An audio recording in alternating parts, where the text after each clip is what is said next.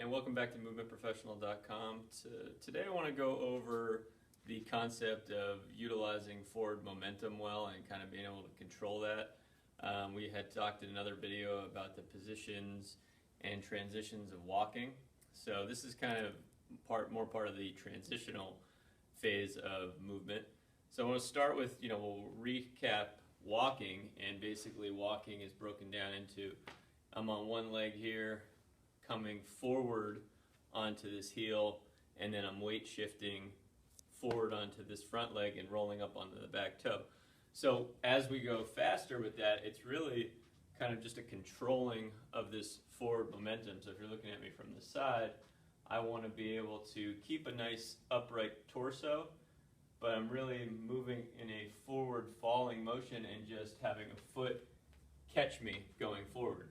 And this concept is important as we progress. Walking is a simpler motion in that you don't have to fall nearly as far, but something like running would be the same thing. So if we take it from the pose running style, it's really just falling from this position, kind of leaning forward, catching myself, and then I'm falling into these positions as I run. So working on some drills to actually help you catch yourself and not feel fearful of doing that will be really helpful. And it's actually being too rigid into these type of movements that can lead to overloading joints in ways that you really don't want to overload them. All right, so being able to be loose enough in a stable way so you really have the stability and control to feel like you're relaxed enough to be able to catch yourself and move into the next position is a really important concept. So let's take this over to the step here.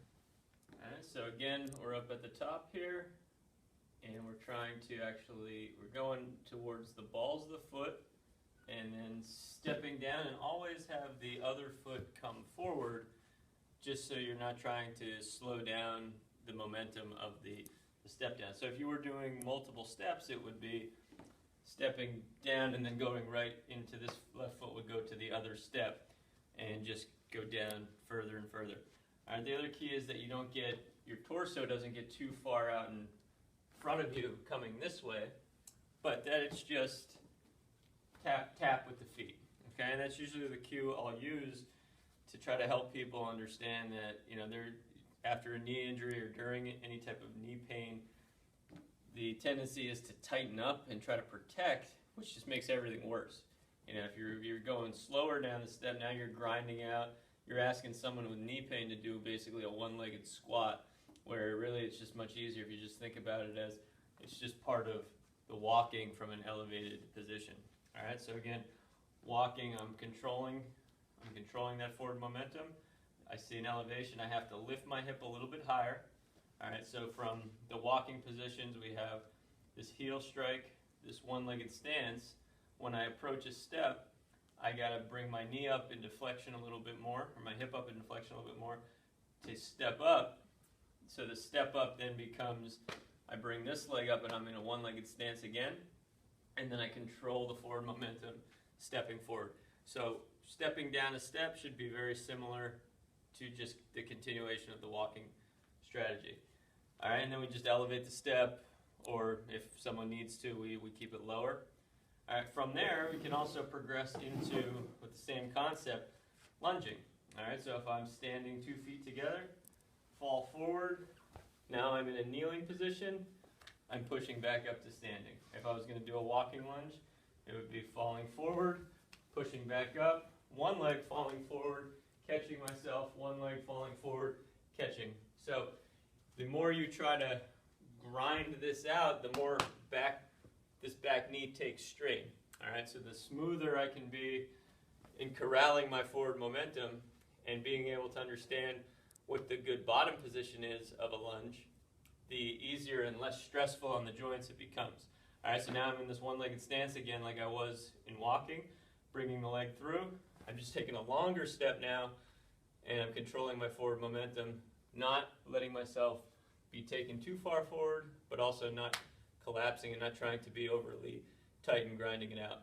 Okay, so there's some more advanced concepts of controlling the forward rolling. We talked about running briefly, and running would be, we're going into this position here, it's another form of one-legged stance. Instead of the hip coming forward though, you want to be pulling, using the hamstring to kind of pull the heel or ankle towards the calf, knee, or even to the buttocks depending on the stride. But then it's a forward fall. I catch myself and then I'm running and trying to hit that same position each time. So running is absolutely another version of just kind of controlling that forward momentum.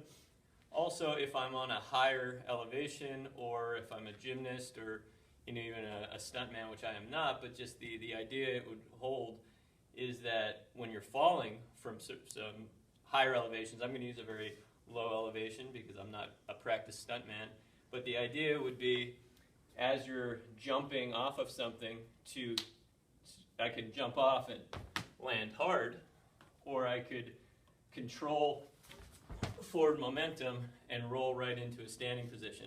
So obviously if I tried to stop myself from that roll, or I didn't have the control to go all the way through the roll, I would land hard on some part of my spine that I wouldn't want to. So being able to kind of not be so fearful and tight and go with the flow of momentum can be a very important movement concept to improve your function. You'll be able to move a lot with more fluidity for longer periods of time. So the way we can work on this concept of controlling the forward momentum is use a wall. We put ourselves in front of it just so we have something to protect us. It does, obviously it's for safety, but it's also just for if you think that you have protection, you'll tend to not guard as much, and that's one of the big things. You got to actually give yourself some experience catching yourself to know that you can do it, so you don't tense up and try to block the motion, which is really just going to take you out of the efficiency and fluidity of motion. All right, so you face the wall, feet together. I lean forward until I feel like I'm going to fall, and then I step to catch myself. Lean forward. All right, and you can take various angles with your steps. So if I just want to do kind of a walking step, I'll just make this nice and easy and just step back and forth. But you don't want to just take a step. You want to feel like you're catching your fall. Catching your fall. If I'm taking a bigger step towards the wall, I'm going to land maybe a little bit harder. And if I'm going into a lunge, the goal becomes now don't slam your knee into the ground, but also don't slowly lower and just step, but catch yourself, knee touching the ground.